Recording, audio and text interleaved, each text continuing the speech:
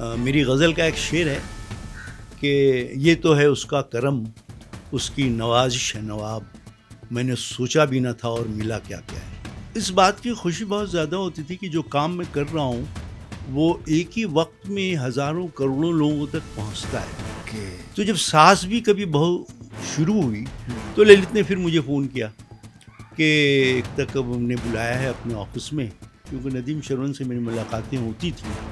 लेकिन नदीम श्रवण के यहाँ समीर जी काम कर रहे थे, फैज़ अनवार काम कर रहे थे और अनवर सागर थे। तो आज भी नदीम भाई बहुत आखिर में मुझसे कहती भी थी कि मुझे बड़ा अफसोस है आपके टैलेंट का उतना इस्तेमाल मैं नहीं कर पाया।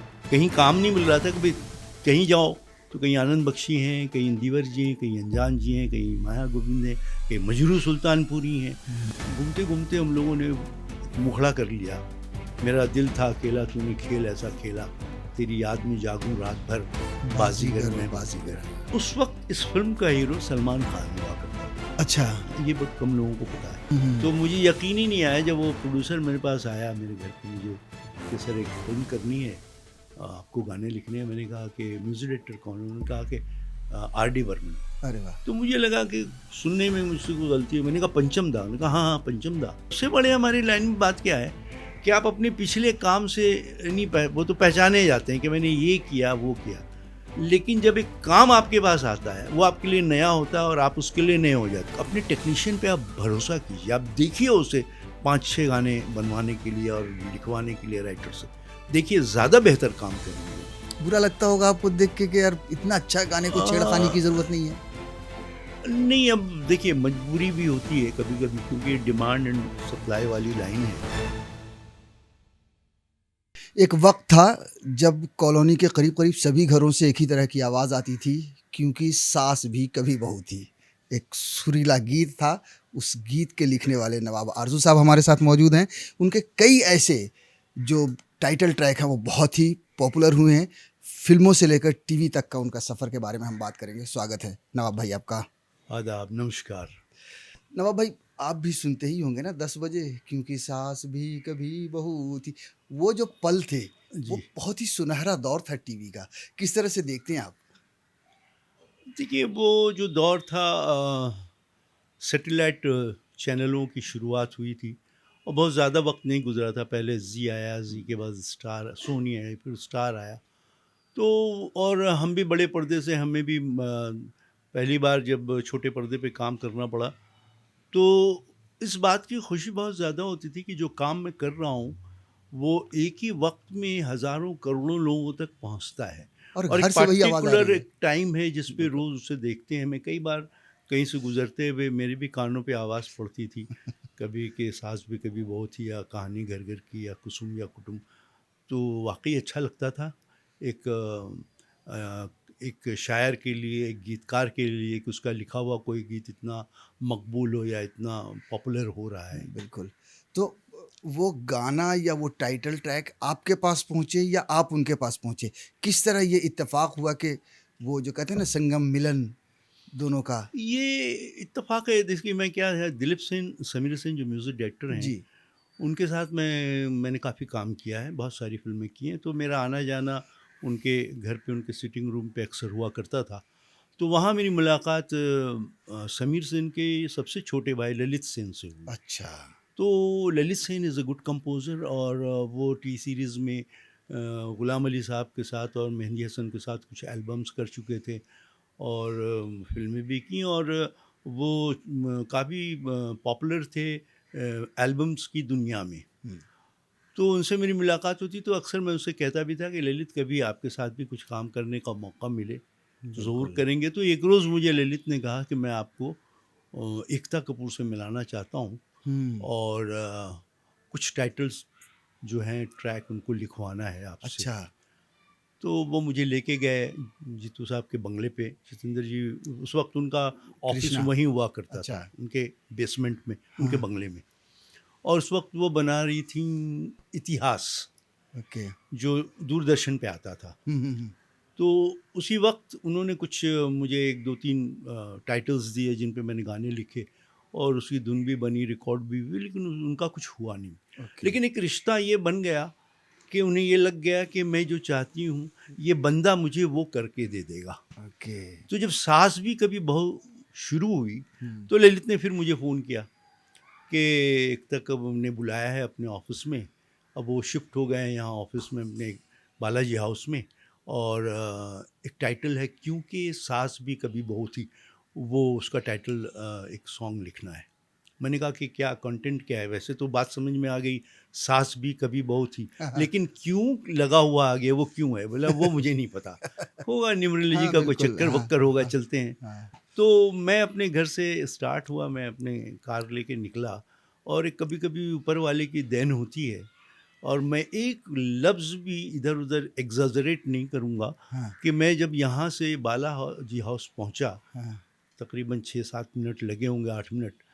और ये मुखड़ा मेरे जहन में आया। मैंने कार से उतरते ही ललित सामने खड़ा, तो मैंने उसको सुनाया हाँ। कि रिश्तों के भी रूप बदलते हैं, नए नए सांचे में ढलते हैं। वाह। बहू ने जाना है, सासू ने माना है, एक दूजे बिन कुछ नहीं, क्योंकि सास भी कभी बहू थी। तो उसने कहा यार मुखड़ा तो सुनने में अच्छा लग रहा है, लेकिन चलते हैं। एकता को हमने सुनाया और एकता ने उसी वक्त फाइनल कर दिया कि इसकी धुन बनाई जाए। और उसकी धुन भी बन गई, और वो मेरे ख्याल से करीबन 12 साढ़े 12 साल तक वो चलता रहा। बिल्कुल। तो इस तरह से भी कभी कभी काम हो तो जाते मतलब हैं। पहले तो अल्फाज लिखे वहाँ गए, से, उसके बाद हाँ, सीरियल्स के गानों में यही है कि सब पहले लिखे जाते हैं, उसके बाद उसकी धुन बनती है। जी। इसलिए थोड़ी आप देखेंगे कि वो चूँकि वो ड्राइंग रूम में बैठ के एक पूरी फैमिली देखती है, दादा भी हैं, दादी भी हैं, ताया भी हैं, चाचा चाची, छोटे बच्चे भी होते हैं। तो जाहिर सी बात है आपकी राइटिंग में वो फिल्मीपन नहीं होता है उसमें। कहानी का एक हिस्सा होता है जो कहानी को रिप्रेजेंट करता है, चाहे वो कहानी घर घर की हो या कसौटी ज़िंदगी की हो, या जितने भी बालाजी ने सीरियल बनाए हैं। हाँ। जो मैं आज भी लिख रहा हूँ, अभी नागिन शुरू हो रहा है उनका, जी। और आज ही एक गीत आया है मेरे पास उसके लिए लिखने के लिए। तो ये सिलसिला चल रहा है उस दौर से और चला आ रहा है। कहानी घर घर की, जी। वो भी उतना ही पॉपुलर था। जी हाँ, इनके जो उस शब्द दौर थे, में हाँ जितने मेरे ख्याल से टाइटल ट्रैक हम लोगों ने किए, कुसुम, कुटुम, कुमकुम, कहीं किसी रोज़, और पता नहीं बहुत सारे, कहीं तो होगा, बहुत सारे नाम याद भी आते हैं, भूल भी जाता नवाब हूँ। भाई, एक चीज़ मैं जानना चाहता हूँ। देखिए, जब आप फिल्मी गाने लिखते हैं तो आपके पास एक सिचुएशन होती है, जी, आपके पास कम से कम वन लाइनर एक कहानी होती है जी, कि ये बिल्कुल। कहानी कहाँ से शुरू हो रही है, कहाँ जी, जी, जाएगी जी, और बिल्कुल, किस सिचुएशन पे ये गाना बनेगा। बिल्कुल। सीरियल का ऐसा नहीं, हज़ार हज़ार एपिसोड जा रहे हैं।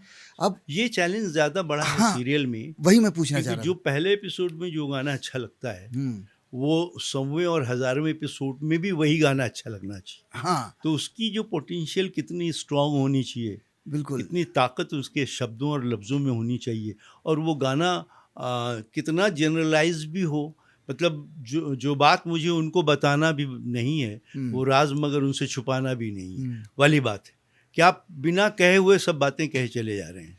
तो वो थॉट प्रोसेस, वो कहानी कैसी होती है, या ऐसे ही कि यार वो, एक सब्जेक्ट है, हम हाँ, इसको फैमिली के ऊपर हाँ, लिख वो देना क्या लिख हो गया कि जब ये शुरू हो रहा था ये सारा सिलसिला, जी। और शुरू-शुरू में शुरुआती दौर में जब हम लोगों ने काम किया, तो करते-करते एक तजुर्बा भी होता है कि हमें एक बात समझ में आ गई कि रोज़ भी बजना है उसको, और रोज़ अच्छा भी लगना अच्छा भी है ना? लगना है। अब सास भी कभी बहू थी, जब एक पूरा एक सीज़न उसका गुज़र गया 8-10 साल का, हाँ। जब उसके कैरेक्टर्स जो हैं वो बुज़ुर्ग हो गए और बच्चे जवान हो गए, हुँ, तो जब नई पीढ़ी आई तो धुन वही रही, सिर्फ़ मेरे बोल बदल गए। अच्छा। है ना? तो ये तब हुआ उसके बाद। जैसा कि अभी ये नागिन फिर शुरू होगी, हाँ, तो हाँ। अभी उसके फिर कुछ बोल बदलेंगे, उसमें गाने कुछ नए आ जाएँगे। तो ये काम करते-करते एहसास हम लोगों को हुआ कि मेलोडी तो ख़ैर होनी ही चाहिए होनी उसमें, चाहिए, बिल्कुल। और शब्दों का चयन भी जो इतना अच्छा हो कि आम जो लोग हैं, मतलब हर हुँ, कैटेगरीज़ के, उन तक वो बात पहुँच जाए। बिल्कुल। और शायद इसमें कामयाबी हम लोगों को मिली, या ऊपर वाले ने दिया। तो अब फिर से जो कहानी शुरू हो रहा है या हो चुका है, जी।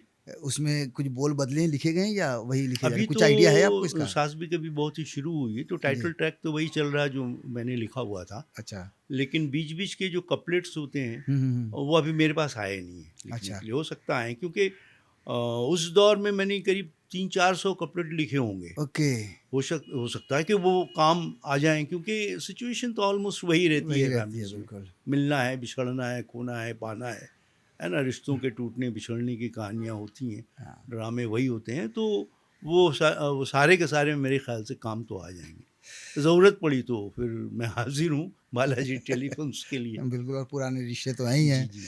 तो आप जब झारखंड से, या जब आप आए थे तब बिहार था, जी यहाँ आए थे तो फिल्मों का के गाने ही लिखने आए थे या कोई और मकसद था? नहीं, मैं बस फिल्मों में लिखने आया था, अच्छा। और फिल्मों में गाने लिखने के लिए ही आया था। शायरी का शौक़ था, मुशायरों में आना जाना था।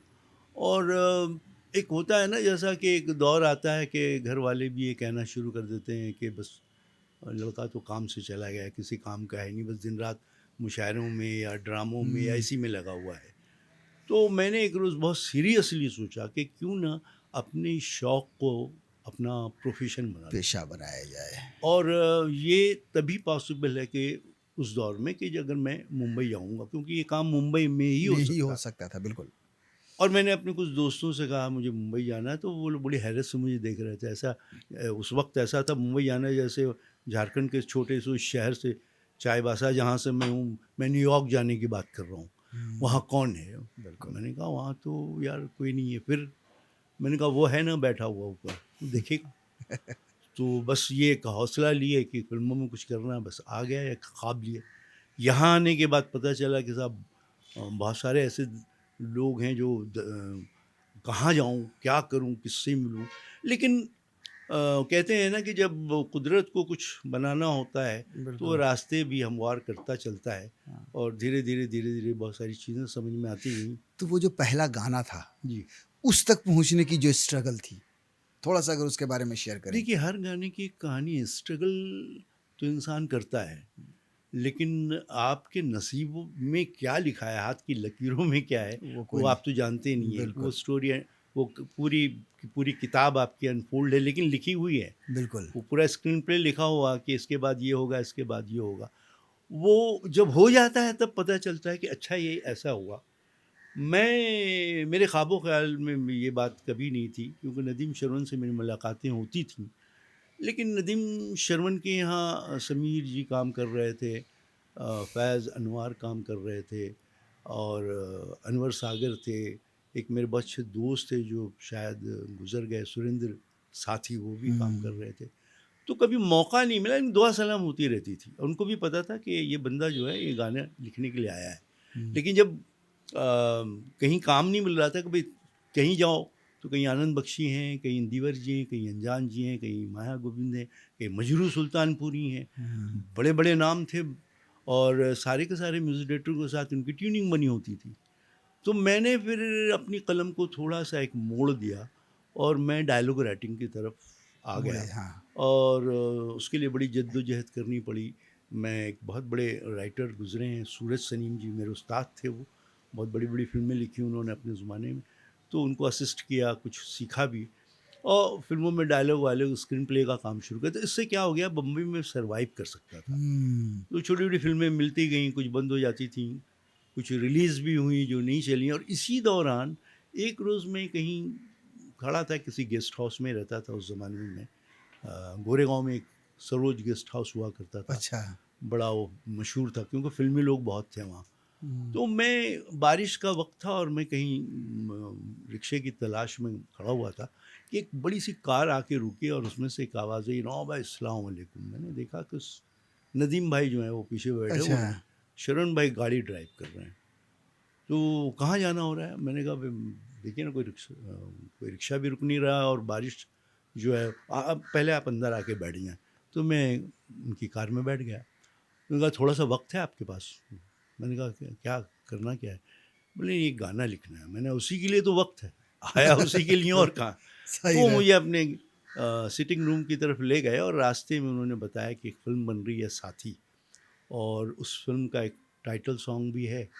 वो कई बार भट्ट साहब ने वो गाना लिखवाया, लेकिन बार बार वो रिजेक्ट हो जा रहा है। हाँ, और प्रोड्यूसर का ये कहना है कि यार ये गाना किसी भी तरह 1-2 दिन में रिकॉर्ड करो, मेरे बच्चे का बर्थडे है उस रोज़। तो अगर कुछ हो जाए चलिए, सिचुएशन मेरी समझ में आ गई। मैंने कहा इसका कोई ट्यून भी, बोला हाँ ट्यून ओके है, धुन उन्होंने ओके कर दी है। तब तक हम उसके वहाँ पहुँच सिटिंग गए, में, हाँ। वर्सोवा में उनका जो सिटिंग रूम था, और थोड़ी देर बैठा मैं, ट्यून वून सुनी। उसके बाद मेरे जहन में ये मुखड़ा पहला ही आया कि हुई कोई आँख आँख नम नम और और ये दिल दिल मुस्कुराया, मुस्कुराया, तो साथ ही कोई भूला भूला याद याद आया, आया। जो आज भी बजता है। बिल्कुल। तो ये भट्ट साहब को बहुत पसंद आया। उस वक्त तो मोबाइल हुआ नहीं करते थे, तो लैंडलाइन पे उनको सुनाया गया, उन्होंने ओके किया, फिर अंतरे लिखे मैंने, हाँ। और फिर रेस्ट इज़ हिस्ट्री। तो इसी तरह वो बाजीगर भी मेरे हाथ में आई थी। वॉल्यूम मलिक मुझे ढूंढ रहा था, उसके पहले मैंने एक गाना लिखा था उनका, आ गले लग जाओ, उर्मिला मटोनकर और जुगल हंसराज की पहली फिल्म थी, जी। सलीम भाई ने बनाई थी, उसका भी टाइटल सॉन्ग मैंने लिखा हुआ है। तो ये बाजीगर भी उसी तरह आई अचानक मेरे पास। तो हर कहानी के पीछे हर कोई गाने के कहानी, पीछे कोई ना कोई कोई कहानी। कहानी तो होती है। लेकिन आपने कहा ना कि वो कब आपको कब क्या मिल जाएगा, हाँ, अब किसको क्या मिला ये मुकद्दर की मुक़द्दर की बात बात है, है। जी तकदीर बनाने जी वाले जी तूने जी कुछ कमी ना की। जी बिल्कुल। जो सपना लेकर आए थे, जी। लगता है वो पूरा हुआ है? देखिए, ये तो बहुत नाइंसाफ़ी होगी ऊपर वाले के साथ अगर मैं इनकार कर दूँ तो। मेरी गज़ल का एक शेर है कि ये तो है उसका करम, उसकी नवाज़िश है नवाब, मैंने सोचा भी ना था और मिला क्या-क्या है। तो किसको कितना क्या मिला, उस क्वांटिटी पे नहीं जाता हूँ मैं, हाँ, लेकिन मैं जिस ज़ीरो से आया था, जहाँ से मैं मुड़ के देखता हूँ उस सफ़र को, तो बहुत कुछ है। बिल्कुल। दुनिया थोड़ा बहुत नाम है, जानती है, और मैं फ़िल्मों के साथ-साथ फिर मुझे फ़िल्में बहुत मिल गई हैं। करीब-करीब 28 फ़िल्में मेरी रिलीज़ हैं एज़ अ राइटर जो मैंने लिखी हैं। हुँ, इसमें अनिल कपूर की श्रीदेवी की मिस्टर बेचारा है, हुँ। इसमें धर्म जी के साथ 3-4 फ़िल्में हैं। मुझे बड़ा अफ़सोस हुआ उस रोज़ धर्म जी के गुज़र जाने का।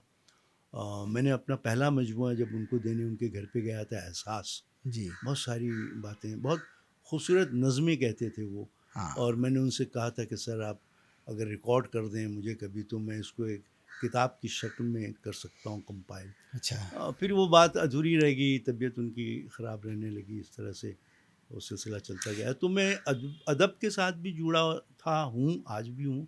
मेरा दूसरा मजमूआ जो है वो आने वाला है, उसका मैंने टाइटल रखा हुआ है सुखन दर्पण, अरे वाह! जो हिंदी और उर्दू दोनों ज़बानों में एक साथ आएगी। तो अभी हम गानों की तरफ बाद में चलेंगे। आप जब ने डायलॉग की और फ़िल्म लिखने की बात शुरू की, धर्म जी की, उनके लिए जब आप लिखते थे जी, डायलॉग्स, तो मैं बता रहा हूँ कि तो पहले जब पहली फ़िल्म मुझे मिली थी, स्मगलर, अच्छा, एक प्रोड्यूसर हुआ करते थे बी एस शाद, जो पंजाबी में लिखा करते थे, बहुत अच्छे राइटर थे, और उनके उपन्यास पंजाबी ज़बान में छपते थे, बहुत मकबूल, बहुत पॉपुलर हुआ करते थे। तो वो प्रोड्यूसर बन गए थे, और उन्होंने एक फ़िल्म बनाई थी स्मगलर, जिसमें धर्म जी थे, अमरीश पुरी थे, अयूब ख़ान था, और करीना ग्रोवर, बप्पी दा का म्यूज़िक था। मैंने कुछ गाने भी लिखे थे उस फ़िल्म के। जी। तो उसके डायलॉग्स लिख रहा था मैं, और उसके डायरेक्टर थे अजय कश्यप। हुँ, तो एक रोज़ प्रोड्यूसर का फ़ोन आया, शाद साहब का, कि धर्मपाल जी आपसे मिलना चाहते हैं, अच्छा। आपको फ़लाँ-फ़लाँ इतने बजे सुबह उन्होंने बुलाया बंगले पे। तो 9:30 बजे का वक्त, मैंने कहा यार 9:30 बजे मैं तो पहुंच जाऊंगा, हुँ, लेकिन धर्मपाल जी मिले या ना मिले, मैं पहुंच गया, अपनी गाड़ी वाड़ी पार्क की वहाँ। लेकिन गेट पे ही मुझे बताया गया कि पापा जी आपका वेट कर रहे हैं हॉल में। अच्छा। मैंने अच्छा, मैं पहुंचा वहाँ, बहुत मतलब बहुत कम लफ्ज़ में अगर मैं बयान करूँ, तो जो अंग्रेज़ी में लोग एक कह देते हैं ना, he is a gem of a person, ये हुँ, उनके लिए कम होगा, क्योंकि वो इतने नर्म मिजाज भी थे। बहुत सारे लोगों ने अपने अपने तरीके से डिफ़ाइन किया इस चीज़ को। तो वो बैठे हुए थे फर्श पे, अच्छा। कालीन पे। तो मैंने जब उनको देखा, तो उन्होंने इशारा किया सोफ़े पे आप बैठ जाएँ, तो मैंने कहा नहीं सर, मैं भी यहीं बैठता हूँ, कंफर्टेबल रहूँगा। हुँ, तो बैठते के साथ जो पहला सवाल उन्होंने किया, आपका नाम नवाब आरज़ू, अच्छा है, तखल्लुस अच्छा है, शायरी-वायरी भी करते हैं? मैंने कहा जी, कुछ लिखता हूँ मैं। उर्दू में लिखते हैं या हिंदी में लिखते हैं? अच्छा। ये पहला सवाल था उनका। हाँ, मैंने कहा मैं उर्दू भी लिखता हूँ सर, मैं हिंदी भी लिखता हूँ। बोले यार तब तो मेरी बात हो गई, आप खुश खत में मुझे बड़े-बड़े हुरूफ में उर्दू में लिख देंगे डायलॉग? हुँ, मैंने कहा सर बिल्कुल लिख दूँगा। तो यहाँ से चाय वाय आ गई, फिर वो सीन वगैरह कुछ उन्होंने सुना होना, और एक तरह से मतलब उन्होंने उसी वक्त ओके भी कर दिया। लेकिन उनकी खाली एक ही ये थी कि मुझे बड़े बड़े हरूफ में आप उर्दू में वो रस्मुल उर्दू खत। में आप मुझे लिख के आप डायलॉग, मेरे डायलॉग्स मुझे दे दो। अरे वाह। मैंने कहा बिल्कुल सर। तो इस तरह हमसे शुरुआत हुई। फिर वो एक फिल्म मिली, हम सब चोर हैं, अच्छा। उसमें डायलॉग्स भी लिख रहा था। उसमें मेरा एक गाना बहुत मकबूल है, सांवली सलोनी तेरी तेरी झील झील सी सी आंखें। आंखें, हाँ। उसमें धर्म जी भी थे और उसमें जितेंद्र जी भी हैं उसमें। हाँ। तो वो कमल सदाना बड़ा तो वो फिल्म भी अच्छी चली थी। उसके बाद एक फिल्म और उसके गाने मैंने लिखे, धर्मा कर्मा, जिसमें जितेंद्र भी हैं और धर्म भी हैं। 5-6 गाने थे उसमें, पिदा का म्यूज़िक था। और उसके बाद एक बुखाड़िया साहब की फिल्म मैंने लिखी, जाने तमन्ना, जिसमें जया प्रदा और धर्म जी थे। वो फिल्म मुकम्मल होने के बाद भी किसी वजह से रिलीज़ नहीं हो पाई। तो ये 4-5 फिल्मों का साथ रहा, और जब भी मिला उनसे बहुत मुखलिस और बहुत मोहब्बती इंसान थे। इसमें कोई शक नहीं। देखिए, कई बार मेरी भी मुलाकात हुई उनसे। मैंने कहा ना कि वो इतने बड़े, इतनी ऊंचाई पे पहुंचे हुए थे कि हम लोगों ने अपनी जेब से बचा बचा के पैसे, और कभी ऐसा भी वक्त आया कि ब्लैक में भी लेके उनकी फिल्में देखी थी शहर में। जब यहाँ आया तो हम तो कुछ भी नहीं थे।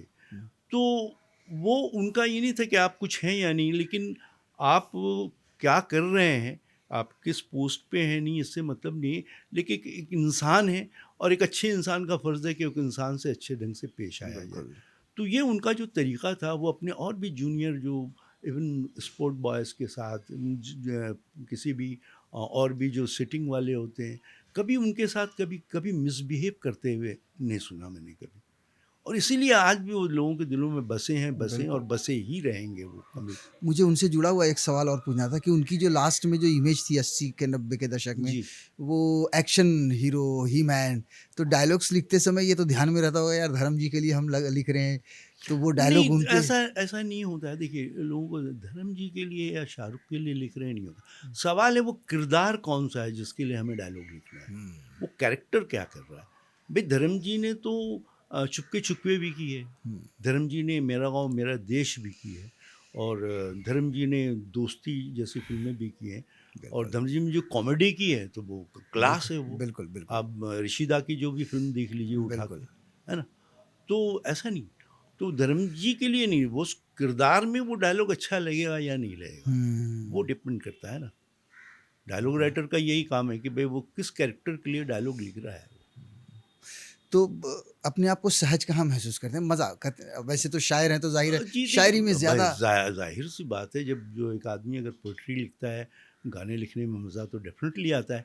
लेकिन अब धीरे धीरे क्या हो गया कि जब फिल्में चलने लगती हैं, हाँ। तो एक स्टैम्प जब आप पे लगता है कि आपकी लिखी कोई फिल्म चल गई है। आप, मैंने लिखी हिना, हाँ सीरियल पे अगर हम आए तो जी। सोनी का वो चैनल ड्राइवर था उस ज़माने में, हाँ। है ना। सिमोन सिंह, उसके डायरेक्टर थे जावेद सैयद साहब, और उसके प्रोड्यूसर रवीना टंडन एंड राजीव टंडन।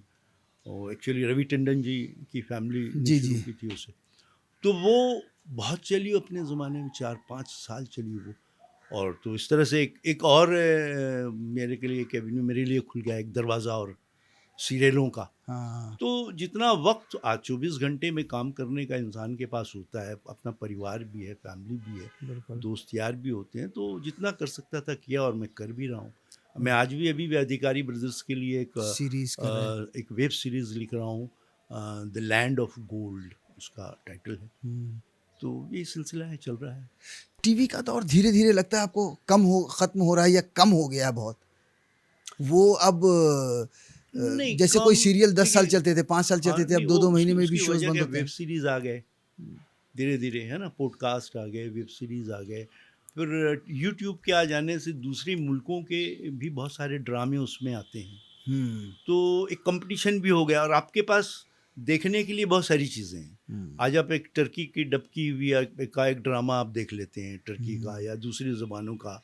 आप कई भाषाओं, वो हिंदी में भी डब हो जाती हैं। तो अपने पास पहले क्या था, सिर्फ एक बड़ा पर्दा था पहले, हाँ उसके बाद। उसके बाद एक जब छोटा पर्दा आया, लोग उसे इडियट बॉक्स बोलते थे, जब दूरदर्शन शुरू हुआ। उसके बाद दूरदर्शन के बाद जब सैटेलाइट शुरू हुआ, तब धीरे धीरे, पहले तो वीकली आया करते थे, हाँ फिर एक अचानक डेली शुरू हो गया। तो जो एक लोगों को भाई खाने की आपके पास बहुत सारी चीज़ें हैं आज, बहुत सारे आपके पास चॉइसेस हैं, पहले नहीं थे वो। तो इसके लिए लगता है कि कम हो गया, कम नहीं हुआ, बिल्कुल वो ज़्यादा हो गया है। अच्छा। आप वहाँ तक पहुँच ही नहीं पा रहे हैं, वो क्या पता नहीं कहाँ क्या-क्या हो रहा है, हम देख कहाँ पा रहे हैं कितने लोग। बिल्कुल। गानों की तरफ चलते हैं। जी, बाज़ीगर ओ बाज़ीगर, जी, मतलब बहुत ज़्यादा लोकप्रिय गाना हम जिसको कहते हैं ना वो है। जी।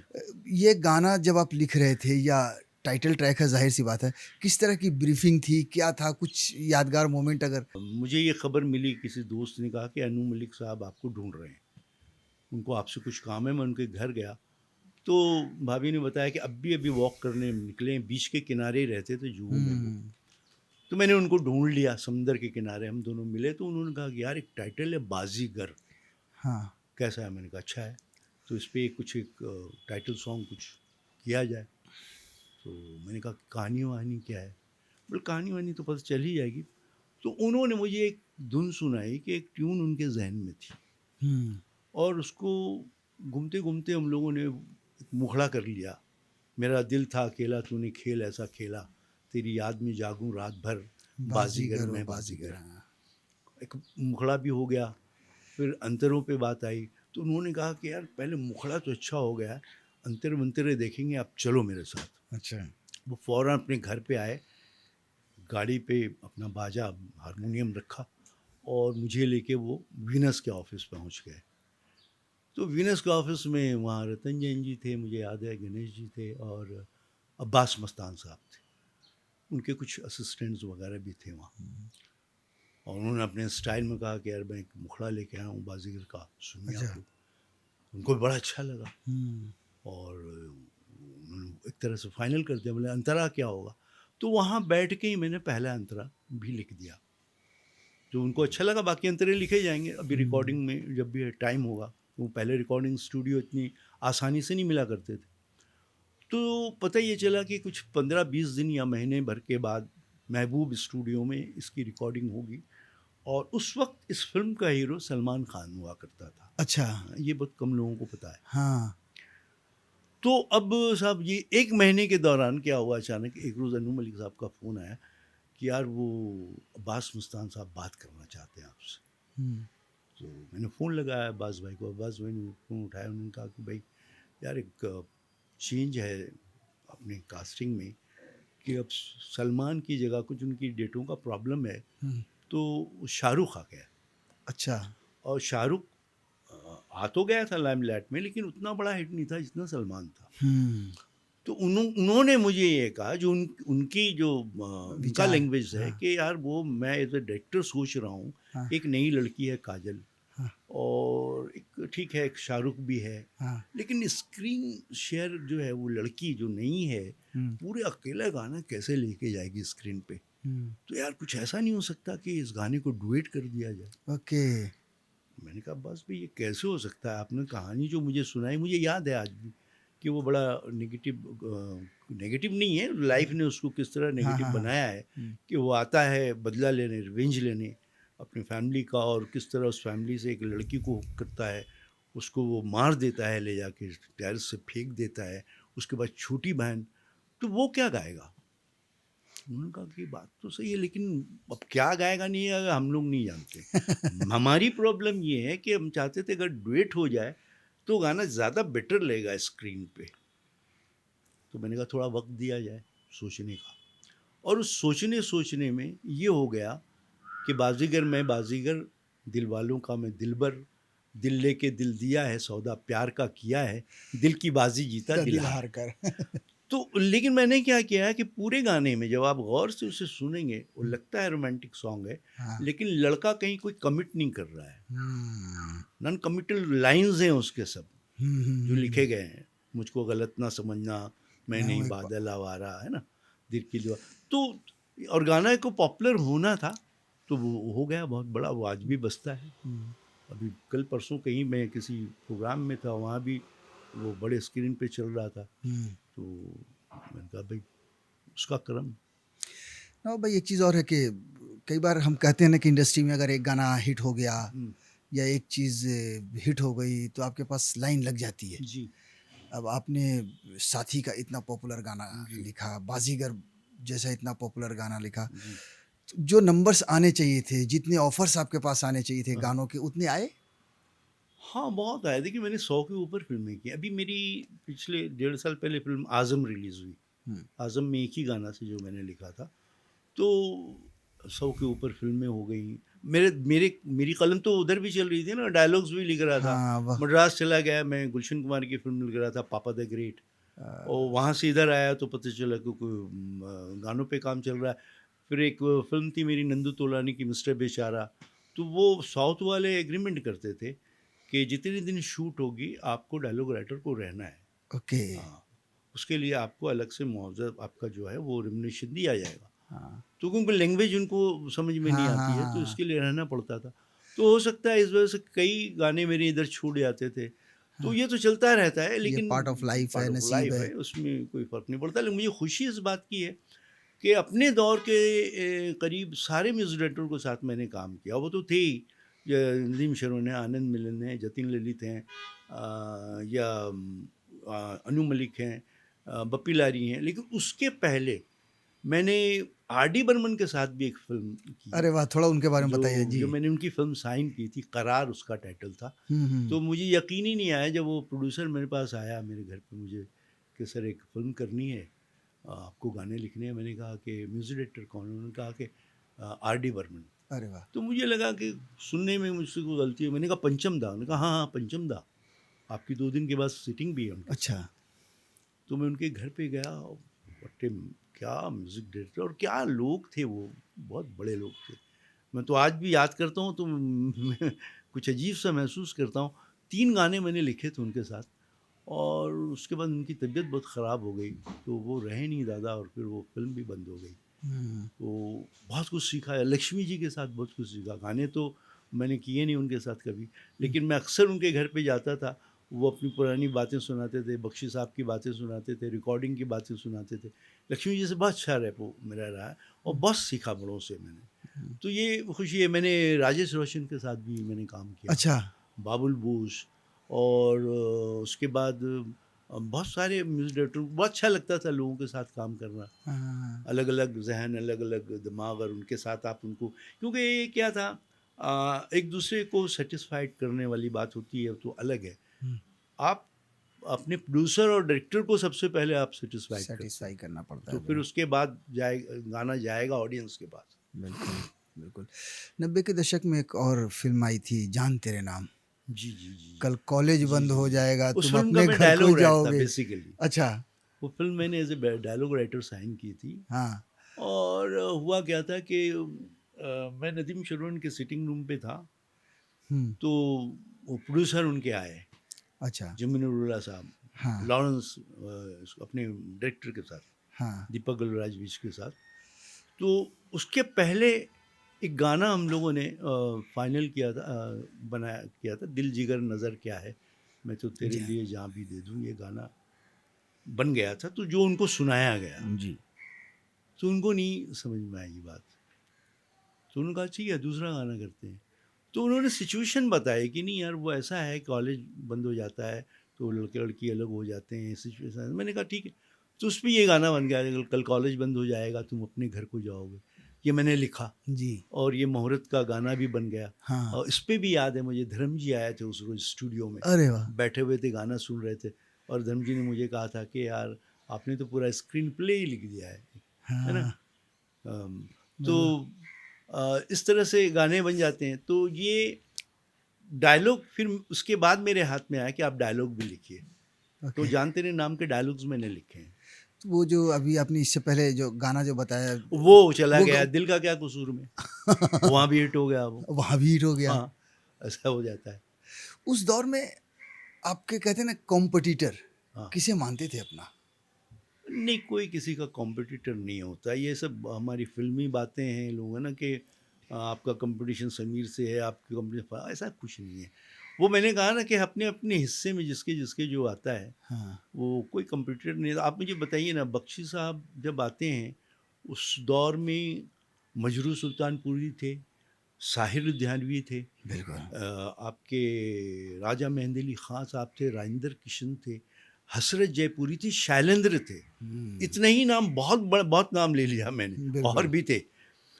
उसमें एक बंदा आता है आनंद बख्शी, और वो वहाँ से शुरू होता है और 3,500 गाने लिखता है।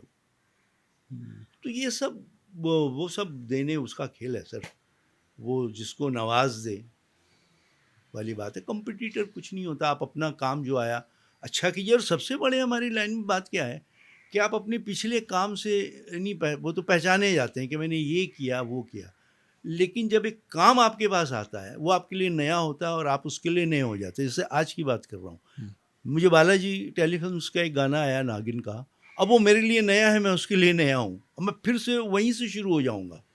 पिछले आपने किया वो सही है, वो आपको एक काम दिला देगा, लेकिन काम जब आप करेंगे और उसी पैशन से, उसी जुनून से करेंगे और वो भी हिट होगा, तब जाके आप सरवाइव कर सकते हैं। कहीं शोहरत तो मिल जाती है, लेकिन उस मुकाम को बना के रखना जो है वो बड़ा मुश्किल होता है।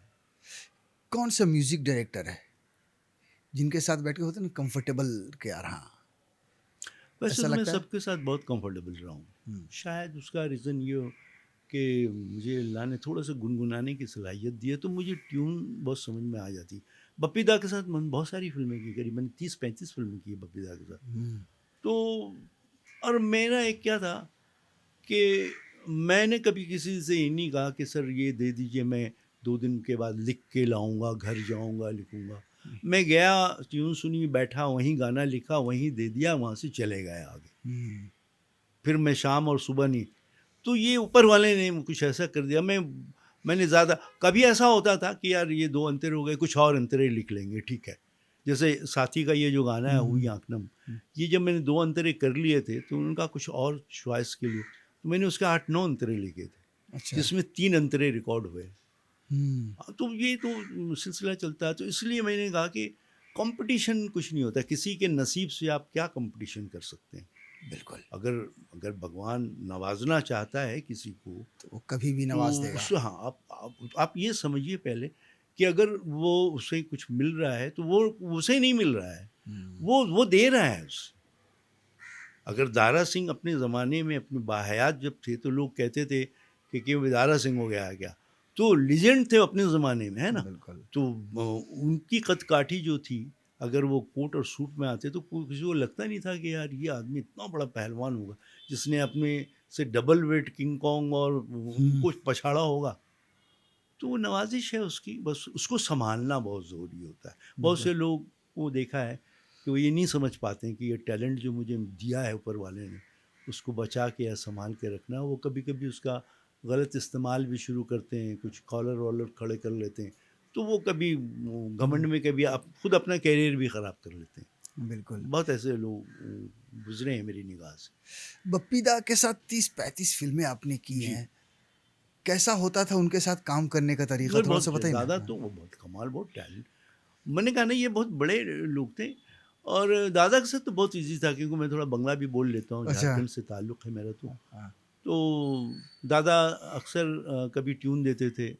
जैसे उनकी ये ट्यून है, ये सांवली सलोनी तेरी तेरी झील सी झील-सी आँखें, आँखें, है ना। हाँ। जैसे उनकी ये धुन है, तेरे हर सवाल का जवाब बन जाऊंगी, पीले पीले मुझको मैं शराब बन जाऊंगी। ये दादा की ही ट्यून है। बाली उमर को सलाम, मेरी ज़िंदगी तेरी चाहत के नाम, बाली उमर को सलाम। और कभी कभी ऐसा भी होता था कि दादा कहते थे कि यार ये थोड़ा सिचुएशनल है, आप लिख के लेके आओ, मैं अच्छा। ट्यून बनाऊंगा इसमें। तो काम दोनों तरफ से अच्छा ही होता था और इतना एक्सपीरियंस था उन्हें काम करने का लोगों को।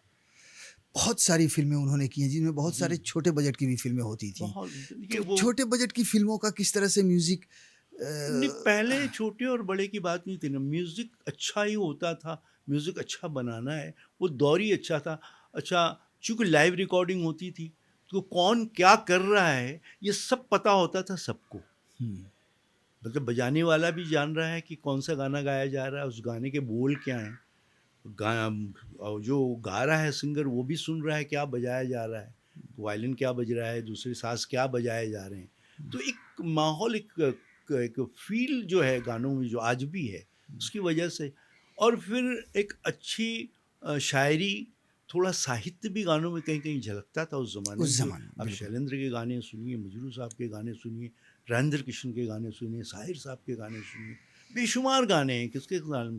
जावेद अख्तर साहब के गाने सुनिए, उनके गुलज़ार बाद साहब की के बात शुरू है जावेद साहब, लेकिन उनके गाने सुनिए आप। तो ऐसा है कि ज़िंदगी की यही रीत है, हार हार के के बाद बाद ही ही जीत जीत है। है। बात बहुत छोटी सी लेकिन बहुत बड़ी। तो ये वो दौर जो है वो धीरे-धीरे फेड आउट होते हुए, तो अब जो एक नई पीढ़ी आई है, नई सोच के साथ, हुँ। नए अंदाज के साथ, एक नया म्यूज़िक, नई रेंडरिंग वॉइस की, तो जो अच्छा है, जो चल रहा है, वो कहते हैं परिवर्तन संसार का नियम है, तो बदलना है संसार को। अब जो बदल रहा है आपको उसे एक्सेप्ट करना है। मगर परिवर्तन जो अभी हुआ है, जो म्यूज़िक में देखने को मिल रहा है, एक-एक फ़िल्मों में 5-5 गीतकार हैं, मतलब म्यूज़िक डायरेक्टर हैं एक-एक फ़िल्मों में, और 5 म्यूज़िक डायरेक्टर मिलके भी एक गाना भी मुश्किल से हिट दे पाते हैं। ये इसके बदला। बारे में मैं देखिए, ये तो सिस्टम बदला है तो हर चीज़ बदलेगी। मेरा ऐसा मानना है कि कई बार मेरे साथ ऐसा हो गया, बहुत सारी ऐसी फ़िल्में मैंने की हैं जिसमें मैंने 1 गाना लिखा या 2 गाना लिखा। अगर वो हिट हो गया तो मैंने भी कॉलर खड़ा करके मैंने सबसे कहा हाँ, मैंने लिखा हुँ। है ना? I am that. लेकिन नहीं चला तो मैं खामोश रह गया। पूरी फ़िल्म जब म्यूज़िक डायरेक्टर करता है, तो पहले तो क्या होता था कि वो उसको पूरी कहानी मालूम होती थी म्यूज़िक डायरेक्टर को कि ये किस तरह की फ़िल्म है, किस जॉनर की फ़िल्म है ना? किस तरह का म्यूज़िक इसके लिए चाहिए, और गीतकार को भी मालूम होता था कि ये किस तरह की फ़िल्म है, उसमें क्या करना है। और ज़िम्मेदारी सबसे बड़ी होती थी, क्योंकि अगर म्यूज़िक चलेगा तो म्यूज़िक डायरेक्टर और लिरिक राइटर का नाम होगा, हुँ। नहीं चलेगा, फ्लॉप होगा तो दोनों का काम बहुत, एक फ्लॉप फ़िल्म जब होती है तो बहुत असर पड़ता है। बिल्कुल। तो वो जो एक ज़िम्मेदारी जब कंधे पे आती थी, तो जो उस ज़िम्मेदारी के साथ जो लोग काम कर रहे थे, अब वो क्या हो गया, ठीक है एक गाना है, कर ले यार, चल गया तो मैं बोल दूँगा मैंने बनाया है, नहीं चलेगा तो ठीक है। तो वो हो गया है, जिसकी वजह से ये हो रहा है। आप भरोसा कीजिए, हुँ। मैं अपने प्रोड्यूसर बड़े अदब एहतराम के साथ, बहुत रिस्पेक्ट के साथ ये बात कर रहा हूँ हुँ। कि एक अपने टेक्नीशियन पे आप भरोसा कीजिए, आप देखिए उसे 5-6 गाने बनवाने के लिए और लिखवाने के लिए राइटर से, देखिए ज़्यादा बेहतर काम करेंगे वो। बिल्कुल। आज मुझे कितने साल हो गए, सास भी कभी बहू थी से लेके, इतिहास से लेके आज की डेट में 26-27 साल हो गए। क्यों एकता आज 27 साल के बाद अपने लोगों से कह रही है कि कॉन्टेक्ट मिस्टर नवाब आरज़ू और ये बताइए उनको ये काम करना है। उनको मालूम है कि मैं कर लूँगा ये काम, जो वो चाहती हैं, हुँ। है ना? वो ज़िम्मेदारी जब पहले क्या होता था, मैं जाता था 8-8 10-10 अंतरे लेके उनके घर पे, हुँ। कि सास भी कभी बहू थी के या कहानी घर-घर की, या तो कपलेट्स बीच-बीच में आते, तो वो सुनती थी और बोलती भी थी कि नहीं ये मज़ा नहीं आया, या इसमें ये चेंज चाहिए, इसमें ये चेंज चाहिए। फिर ये होते ऐसा हो गया कि वो बोलने लगी नहीं, फिर उनसे उनको फ़ोन कर लो। तो अब ज़िम्मेदारी वो आ गई उसके, उनके काँधे की मेरे काँधे पे। तो हुँ। मैं उससे ज़्यादा मुहतात हो गया, उससे ज़्यादा अलर्ट हो गया बिल्कुल। कि भई अब तो ये पूरी ज़िम्मेदारी मेरे काँधे पे है, तो मुझे और बेटर करना है कि कल को सवाल ना खड़ा हो सके कि मैंने ये ज़िम्मेदारी आप पे ठीक दे से दी, नहीं निभाई। तो आपने निभाई नहीं उसको। बिल्कुल। तो ये इसकी ये वजह है इसकी कि ये जो हम महसूस जो आज कह रहे हैं कि एक भी गाना नहीं बन पा रहा है, उसको क्यों हम पुराने गानों को रिक्रिएट कर रहे हैं? अभी मेरे बहुत सारे गाने रिक्रिएट हुए, बाज़ीगर भी रिक्रिएट हुआ, हाँ। दिल जिगर नज़र के, तो क्यों आप पुराने गानों को रिक्रिएट कर रहे हैं? आपके पास नया करने के लिए कुछ नहीं है इसलिए। आप उन्हीं गानों की तरफ देख रहे हैं अभी मुड़ के, जो सुपर हिट थे उस ज़माने में। यही वजह हो सकती है ना, बनाइए उससे बेहतर नया बनाइए। बुरा लगता होगा आपको देख के कि यार इतना अच्छा गाने को छेड़खानी की अ, ज़रूरत नहीं है? नहीं, अब देखिए मजबूरी भी होती है कभी-कभी, क्योंकि डिमांड एंड सप्लाई वाली लाइन है। अगर उस काम से कुछ फ़ायदा पहुँच रहा है कुछ लोगों को, तो पहुँचना चाहिए, इस पे क्या कहा जा सकता है? बिल्कुल। नवाब भाई, वो कौन-सा कहते हैं ना कि ये मेरा अचीवमेंट है, या हमने जब ये गाना लिखा या ये फ़िल्म लिखी, उसके बाद पलट के नहीं देखा? अगर आपके करियर की हम बात करें तो वो कौन-सा मोमेंट है, वो कौन-सी फ़िल्म है या वो कौन-सा गाना है? वो देखिए, इसके बारे में मुझसे ज़्यादा तो आप मीडिया वाले बता सकते हैं। मुझे तो ये, हाँ, ये ज़रूर लगा कि बाज़ीगर के हिट के बाद बहुत सारा काम था मेरे पास, बहुत बिज़ी था, मैं सबके साथ काम कर रहा था। तो लेकिन मैंने यही कहा कि बहुत सारा काम करना मैं नहीं चाह रहा था। मैं काम कम भले करूँ, लेकिन क्वालिटी वर्क ज़रूर चाह रहा था कि मैंने अगर कुछ लिखा है और कोई सुन के ये ना कहे कि यार क्या बकवास लिखा है यार नवाब अर्जुन, ये नहीं होना चाहिए। मैंने छोटी-छोटी फ़िल्मों के भी गाने लिखे, जैसे मैं बता रहा हूँ, मैंने बाबुल बोस के साथ एक फ़िल्म की थी 7 डेज़।